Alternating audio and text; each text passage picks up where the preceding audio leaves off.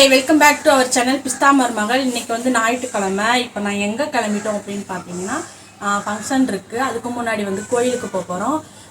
எந்த கோயில்னு பார்த்தீங்கன்னா தேனியிலே வந்து ஃபேவரட்ஸ் ஷூட்டிங் ஸ்பாட்டு தான் அது.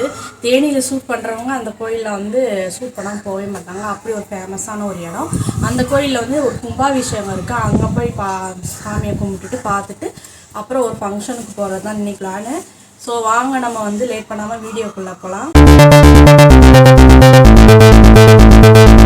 தேனியிலேயே முக்கியமான ஒரு கோயில் அப்படின்னு சொன்னால் அது வீரப்பனார் கோயில் தான். இது வந்து சுயம்புலிங்கமாக வந்து உருவானதுனால இந்த கோயில் ரொம்பவே ஃபேமஸாக இருக்குது. ஸோ வந்து ரொம்ப சக்தி வாய்ந்த கோயில், சிவன் கோயில் தான். நடக்க விட்டாங்க மக்களே. 1 கிலோமீட்டருக்கு அங்கிட்டு காரு ஆட்டோ எல்லாத்தையும் நிப்பாட்டிட்டாங்க. இங்கனக்குள்ளே வந்து ஸ்கூட்டியெல்லாம் நிப்பாட்டாங்க. இன்னும் 1 கிலோமீட்டர் வரைக்கும் நடந்து கோயிலுக்குள்ளே போகணும். ஏன்னா அவ்வளோ கூட்டம், சும்மாவே வந்து நிறைய கூட்டம் வரும். கும்பாபிஷேகம் வேறையா, பயங்கரமாக கூட்டம்.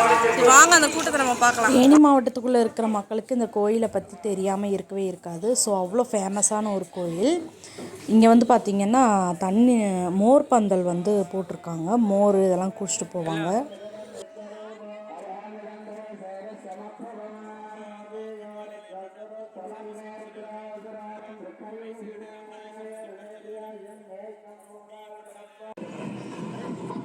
ஸோ கோயிலுக்குள்ளே என்ட்ரி ஆயாச்சு, பார்த்துக்கோங்க.